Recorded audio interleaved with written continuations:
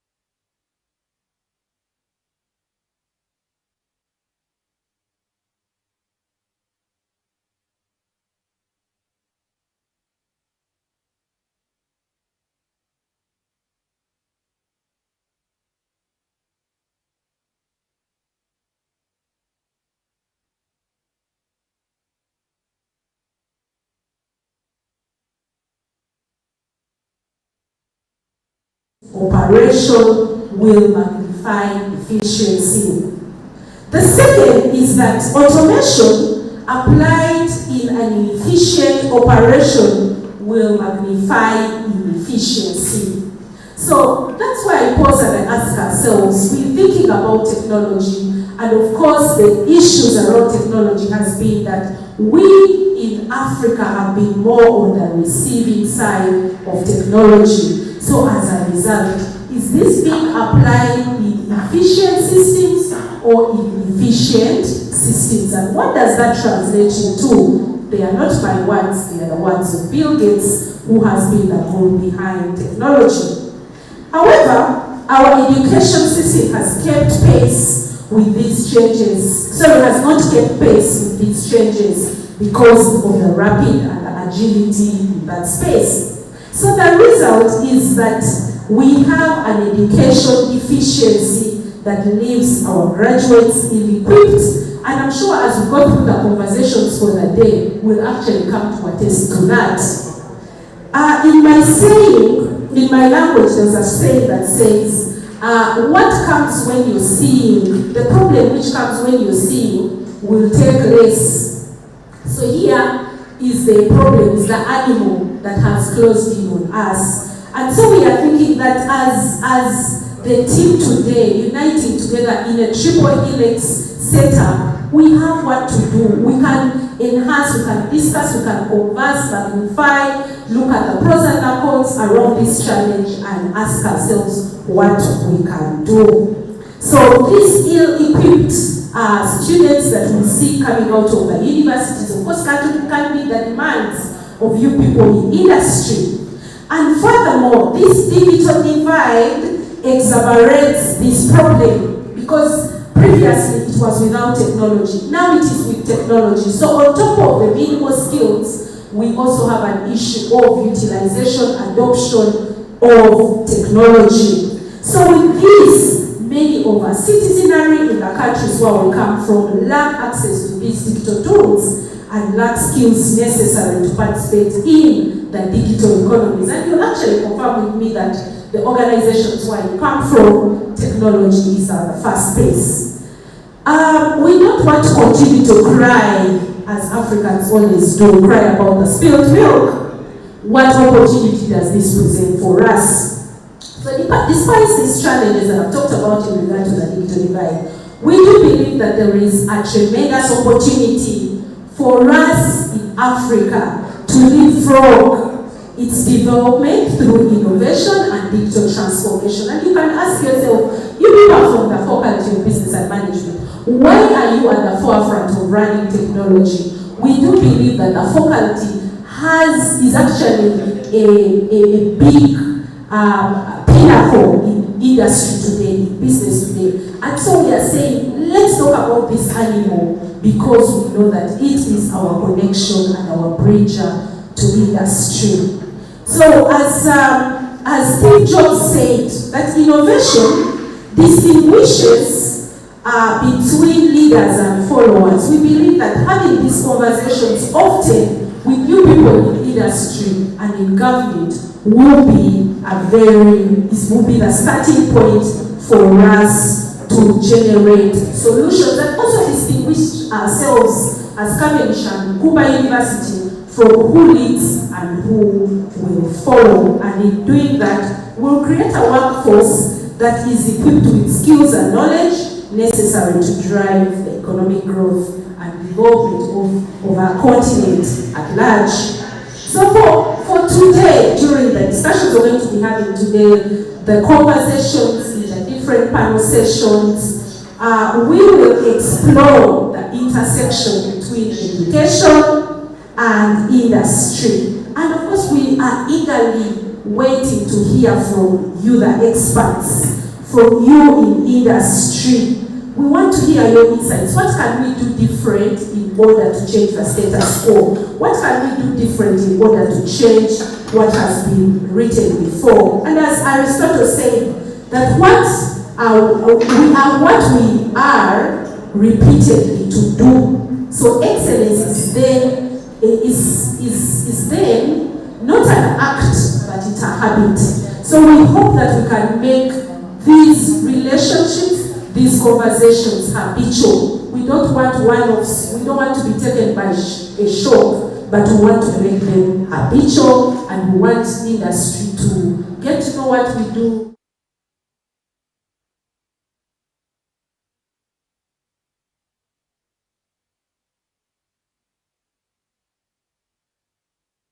Learners that we have at Cavendish.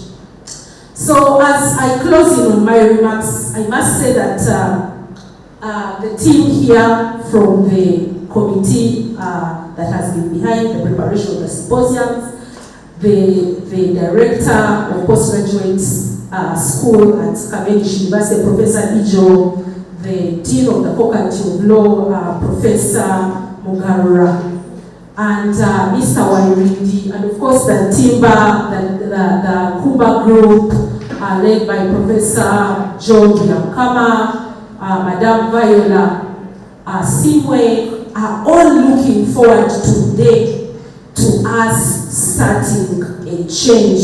So as we go through today, I can only pray that we will be able to discuss, converse, and close these conversations in at the end of the day with action.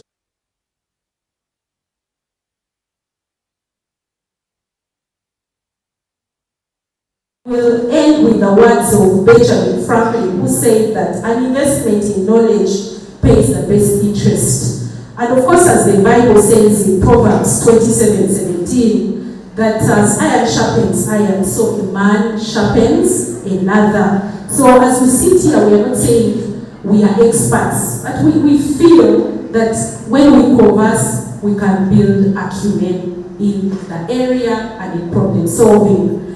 I would like to mention lastly that the symposium today will be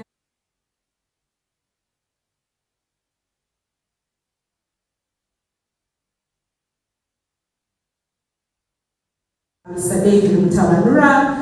And then after that, we'll have a keynote from Mr. Richard, the hero, the digital country lead, no other best person to speak about this than him, who will be talking to us, of course, about the theme, bridging the digital divide, unlocking inclusive education development through digital innovations, because you know United Nations has been at the front of this in Africa.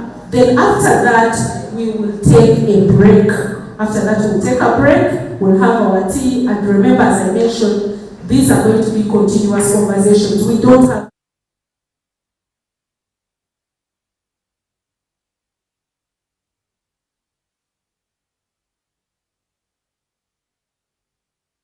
we can be able to ably maximize the discussions we have with our colleagues.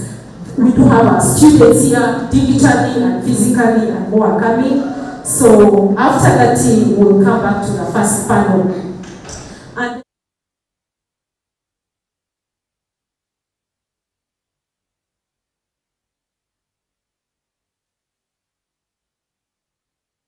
facilitated by Mr. Timothy Musasizi from Nkumba University, who is already here, but also a consultant with the Civil Aviation Authority. On the panel, we'll have Dr. Martin Mubanjizi, who is already in the house. Dr. Martin, you're most welcome. Then we'll have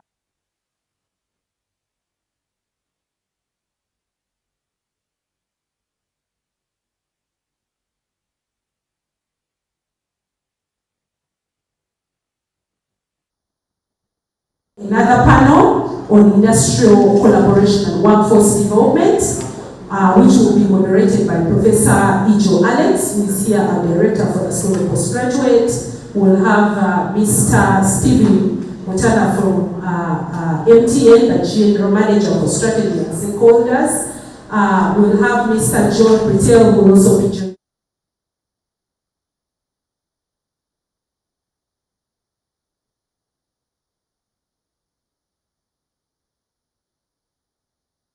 for the School of Banking and Economics in Vietnam, and yeah, so that will be the package, and then we'll break off for lunch After that, we will talk about policy and advocacy.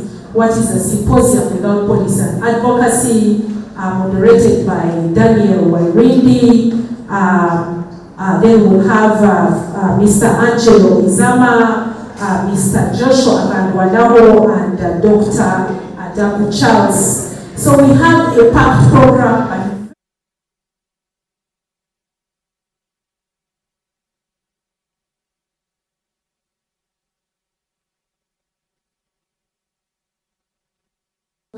Staff of the Faculty of Business and Administration in Nkumba and in Cavendish University in Uganda, the heads of departments, you're most welcome, and let's keep the talk going. With that, allow me to welcome the Executive Director at Cavendish University Uganda to officially welcome us and to give us his opening remarks. Thank you.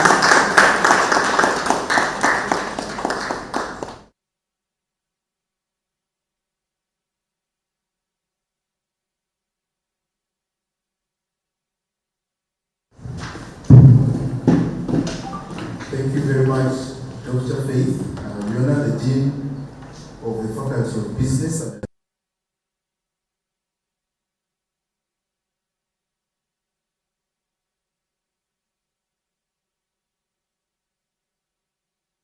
I will begin with a small story around how I tried to narrow the digital duties when I was preparing for my keynote, my opening remarks. So I normally write my speech in short notes, and then those guide me to deliver. Or sometimes I frame it in my head and I go ahead to talk. So on this occasion, I used a function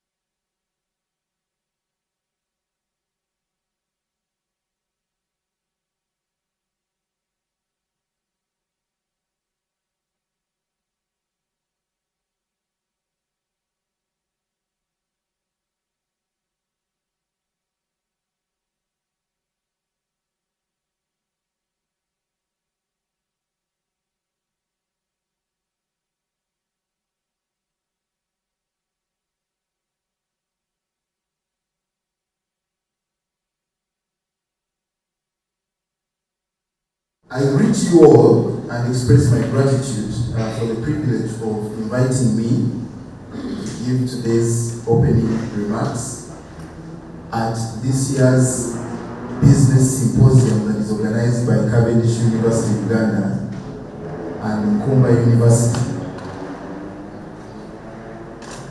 A symposium in which we are seeking to bridge multiple gaps in education, for example, the way we deliver education, the way we even use what we have studied.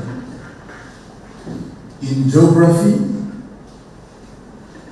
in sectoral relationships, breaking down the silos, but also in mindsets, as I have just told you about how I use dictate to prepare for these opening remarks.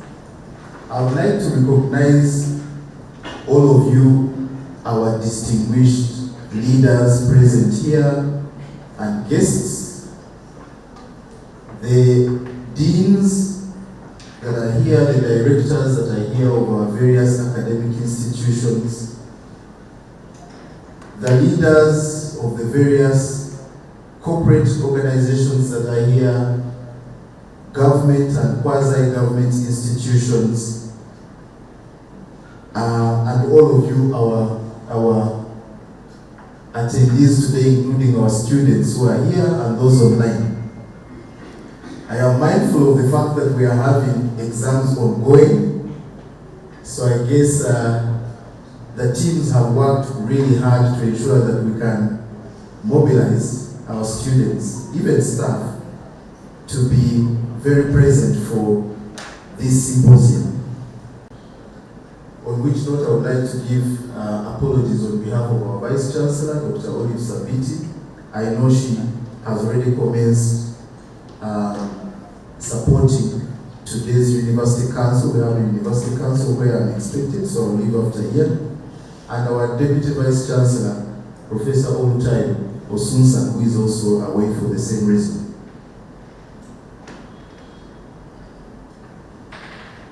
I recognize our industry partners, and some of whom are familiar, like Mr. Stephen Mutana. We go a long way. Even with the Dean of the Faculty of Business at Nkumba University, Professor Nkumba, we go a long way. I would say he's among the original 27, yeah? If you relate with the events of this country. I would like to appreciate the faculties of business and management at our two institutions for coming up with this idea that they have maintained every year to come together, think together, share resources, and seek to advance the progress of our institutions but also communities. It is not lost on me the fact that this symposium is an opportunity, especially for our students, to take a moment and delve into practical learning, hearing from people outside of our academic institutions. I think that's very important because in any case, that is where they are going to be after they leave the university. This is very important in solving our problems as institutions, but also as communities and as a nation. At Cavendish, we are part of a Pan-African consortium of institutions, higher educational institutions called the Education Collaborative, which seeks to advance effective student outcomes in the areas of careers and employability, innovations and enterprise, in ethical leadership development, as well as faculty development and research, targeting to impact 1.1 million Africans. They hope to do this by collaborating with 450 institutions, and obviously through that kind of collaboration, you can be sure that over a 10-year period, they are hoping and have already mobilized millions of dollars to do that. And when we meet as institutional leaders, you would think we are brothers and sisters. We collaborate so deeply, we share a lot. We also are mindful of the fact that we have different missions. But ultimately, the same objective at the end of the day, to make sure that we are producing graduates that are useful citizens. Our society today faces a big challenge around technology, which, as the Dean, Dr. Faith Habiola mentioned, is one of the areas that is very, very quickly growing. And some specific sectors like artificial intelligence, automation, even more. These are speeds that are sometimes dizzying if you think, for example, I told you I have a certain relationship with Mr. Mutana in the telecommunications space. If you consider, for example, the last 25 years of telecommunications, coming from, 2G to 3G to 4G and now 5G, the kind of things that in the last 20-25 years we've been able to see in telecommunications, including just having internet on your phone, internet on the phone. Then audio conferencing, then video conferencing, then independent systems like ability to use Uber and all of these things. It is just amazing. But it also shows what we can do with technology. unfortunately, in places like Uganda, we are playing catch up. But at the same time, we have a chance to leapfrog some of the technologies that have been in between. Because today we are very highly globalized, you know, the movement of capital, of labor, of technology is not what it was many years ago. So we have a chance, I think, today, even in far-off places like Uganda, to move quite quickly. If you want to know the power of some of these technologies, just switch off your phone for a day. I don't know how many of you do that. Yeah? It's like you are hungry, you have no food. Yeah? When you travel in a plane for 10 hours, and if you have no access to internet, how does it feel? You're hungry. That's the world that we are living in and the divides that we need to narrow. But through collaboration and exploring the setup of centers of excellence to deepen understanding in emerging digital skills, in artificial intelligence, Internet of Things, cybersecurity, data science, and all the others that you have more expertise around, we can go so far. Our university in Uganda is known as a leader in technology-enabled learning. Nearly half of our students are online students, and 100% of our students study with the intermediation of technology, of various technologies actually. For example, we have one of Uganda's most advanced learning management systems. We subscribe to Coursera, which is the world's largest massive open online course providers.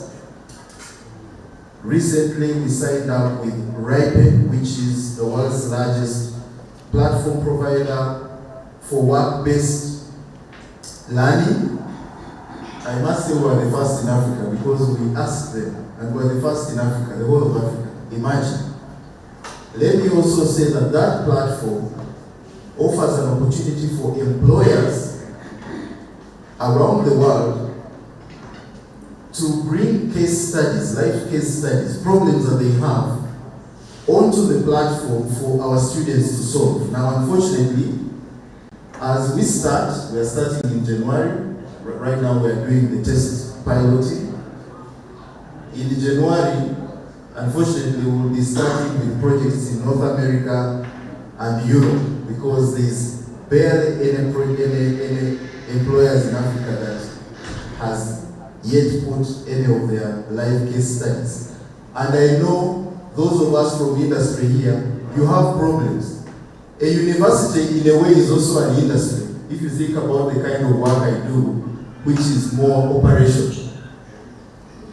Those kind of problems, if we onboarded them on the platform, we might be able to find very creative solutions from our students undertaking case studies on the platform. Our staff will recall, and the older students, that we've been having cubicle, which helps our students to develop skills in some things that seem so basic yet very important in the workplace. The Microsoft Office, the suite, as well as financial modeling and things of that kind. At Cavendish, we have a relationship with IBM where all of the modern technologies that I mentioned earlier are available for free for our students and our staff under their Digital Nation Africa initiative, and we provide zero-rated services for our students accessing our study platforms, thanks to cooperation with some of the ISP providers. Now I'm coming to the end of my presentation, but there is something that astonished me, or you could even say astonished me, as you will see shortly. There is a book called Why Nations Fail. It's written by two people. One is called Achimoglu and the other is called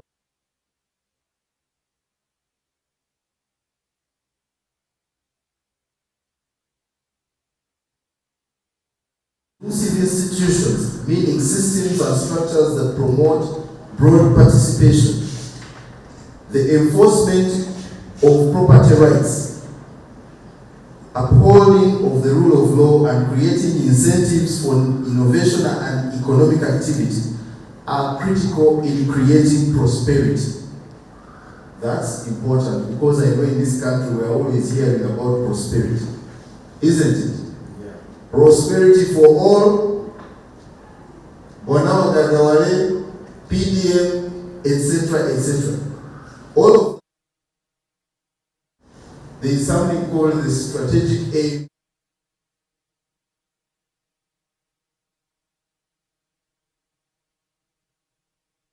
So you've just heard what I have said about why nations fail and what it takes to succeed and fail.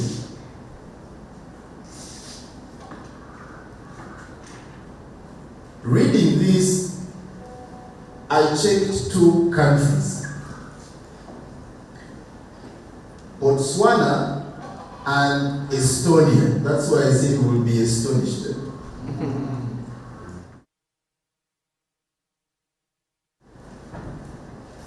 If for people who are very keen in economic matters like Professor Eaton, our director of the School of Postgraduate Studies and Research, and by the way, I recognize you together with the Dean of the Faculty of Law, Professor Norman Mugarura. Botswana.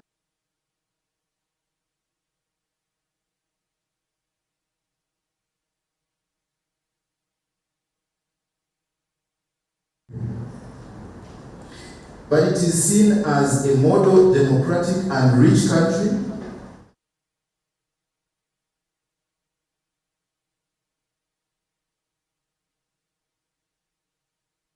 Africa. But the question is, it has not industrialized like Estonia in Europe, which has a similarly small population. Now Estonia has a population of 1.4 million.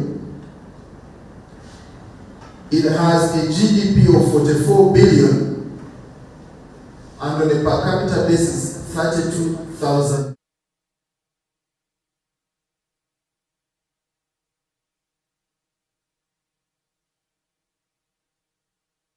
In many ways, governance, economy, and all. It has a population of 2.7 million, a GDP which is half that of Estonia, 22 billion, and a per capita of $8,000. A per capita of $8,000. To give you context, I think Uganda's per capita income, GDP per capita income is around 1,000, maybe 300, 1,000, somewhere around there. We are saying we want to get into lower middle income status. And the threshold is actually around about there. Yeah, so we're just on the border. 1,400, 1,000, I don't know, 500. So it means Botswana is like 6 times on a per capita basis better than us. Yeah? It's a model for us in Africa. But I've given you statistics to compare with Estonia, which has similar populations. But you can see that there is such a big difference even then.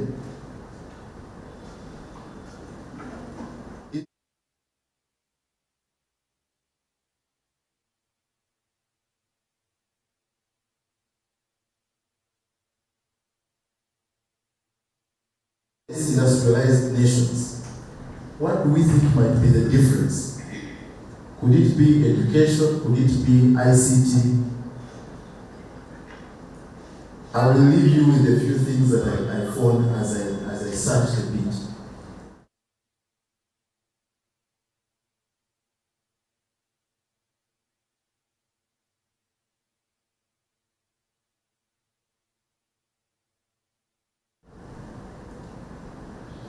Estonia has a strong IT sector, particularly due to a project called T-Grihupe, which they did in the 1990s. That was undertaken to invest heavily in development and expansion of computer and network infrastructure with a particular emphasis on education. The rollout of internet access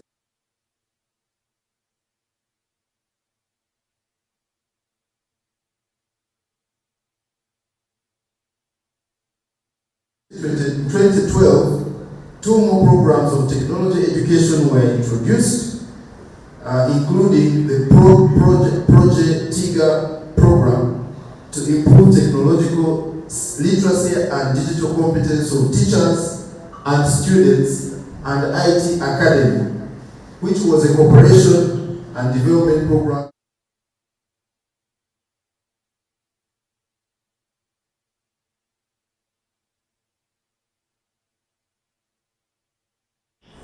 I hope that today's cross-cutting symposium can be able to provide an avenue to examine critically how to deepen the collaborations between our academic institutions, with industry, with government and partners across the world, ultimately with the goal of addressing the challenges faced by our country and communities and seizing the opportunities to drive prosperity in line with our aspirations. For example, the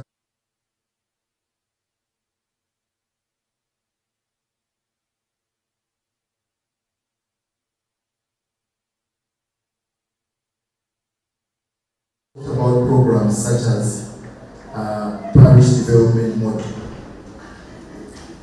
With this, I wish you the very best in this year's symposium. I thank you for giving me a chance to address you. I am very appreciative of the rich panel of speakers that you have put together, and I take the singular honor of officially opening this symposium.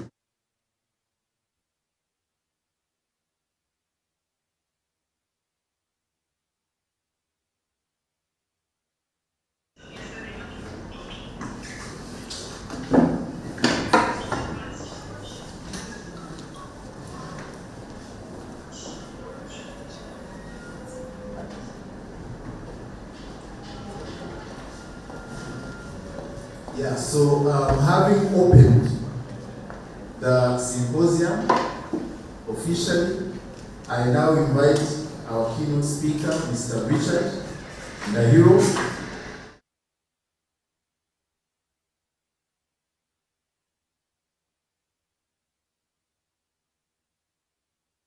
What should be very, very anticipated remarks. Mr. Richard Nahiro, please welcome.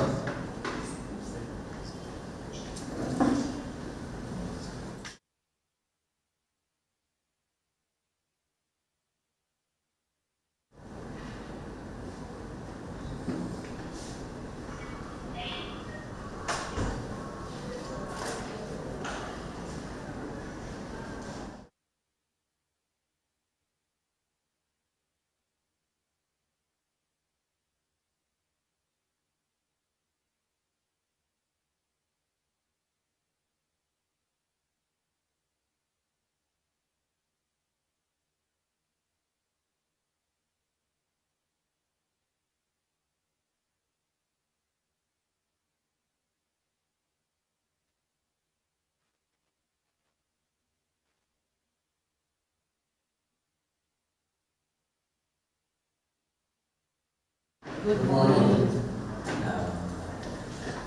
There's some pressure on me to deliver to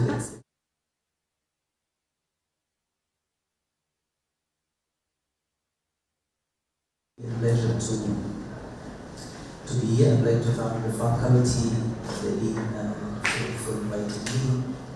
And when I saw the invitation, I was personally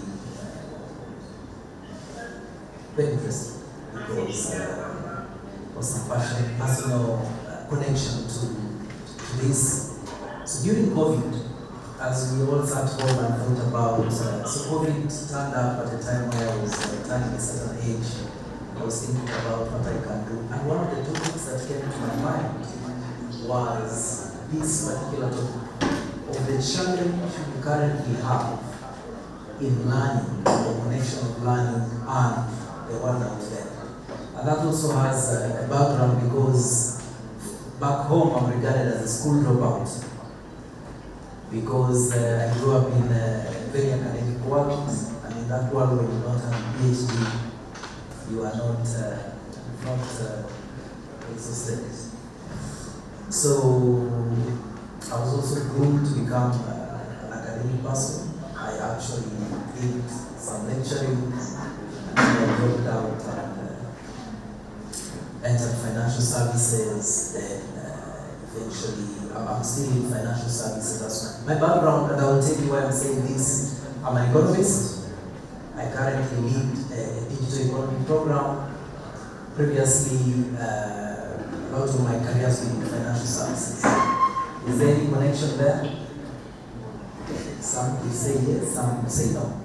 So I will try to follow instructions, but some of what you will see might not follow the instructions that were given. But I think it will be a few random thoughts and facts about the digital economy, our education systems today, the work environment and what we have today, and where we could be heading. And I'll try to make it as grounded and as practical as possible. One of the other things also I feel that made me quite very qualified to be speaking here today is because at the UN we are seen to be very neutral people. And I think we are. But that allows me to talk to Mr. Kutana, the private sector.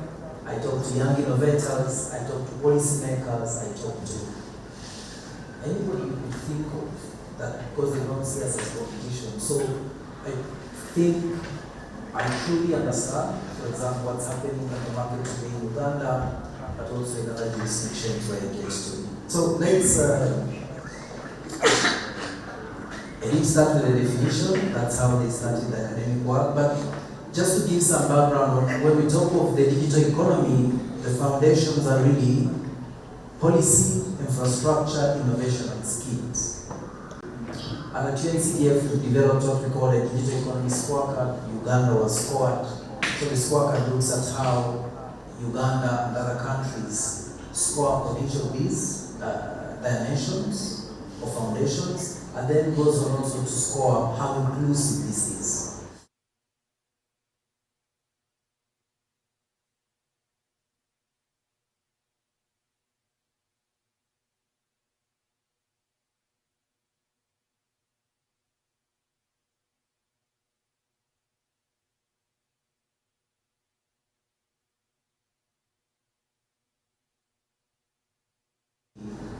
Some of you might question, but in the digital economy, payments is a very key thing, and that's why speaking is important, because the economy is characterized by tradable services. So if you can't pay digitally, you cannot trade digitally. So payments is a very foundational aspect to digital infrastructure. Then there is the whole innovation ecosystem that comes up with all the services we have to use. And the big one, the elephant today in the room, the skills. Let's look at, I got figures from 2022. Uganda, how Uganda scores across these foundational dimensions, and also in comparison with other countries in the region, but also other. So UNCDF, the United Nations Capital Development Fund that I work for, we mainly deal in the least developed countries, or the developing countries. So the comparison here is within. So you see, Uganda scores when it comes to policy and regulation around 79%, 78 actually, on infrastructure 56, innovation 42, skills 43. Uganda African countries, and even the other countries where this scorecard was used, which are mainly developing countries. But you can see that policy, not an issue, really. These figures are from 2022, 2024. I'm sure there are other developments that have happened that have taken it even.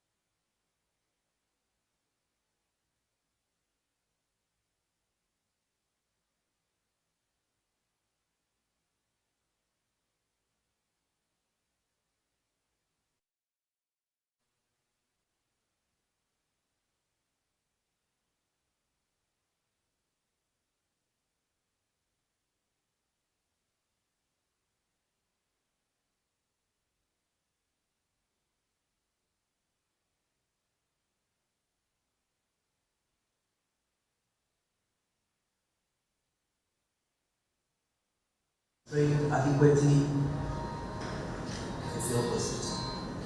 10 million graduates graduating do not get jobs. Inadequately skilled workforce is identified as the major constraint in the by business leaders. And this in Tanzania, you can see the statistics, Kenya, South Africa, over 230 million.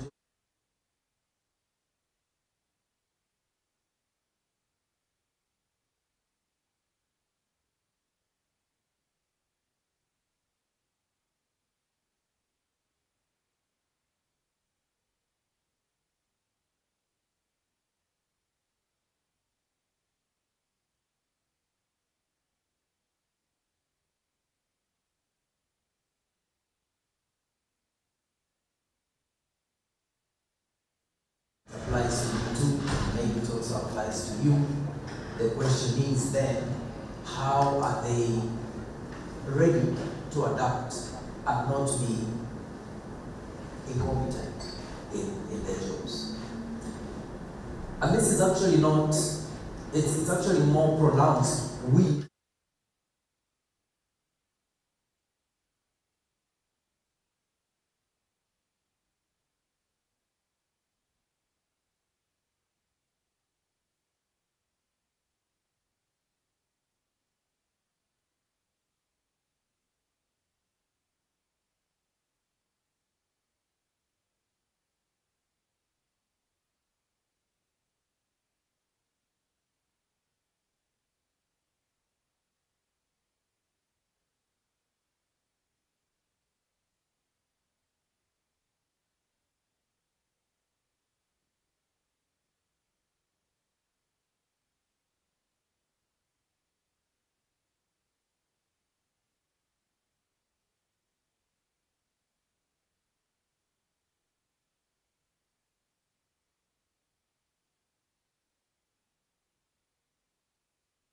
What are you applying for? Because they have these classic job categories, some of the new jobs are not there. Now, what are we learning today and how relevant is it to today? So, learning has changed the what, and as I talk to the distinguished people in this room, is what are we teaching? Where to learn from? And I had a good conversation with a lady, I think she has walked out. They have started what I call it, they call it social, they call it micro learning. Where are we learning from? And I quote, I think it was the CEO of Equity Bank was saying that we would like to make banking not a place where you go, but something you do on the go. If you think about the things we do today on a daily basis, we don't have to go to places to do them. And actually for most of the youth, I'm sure that today coming to the university is not the most coveted thing every morning. So where you study from? Is it at Cavendish? Are you doing a course with Google?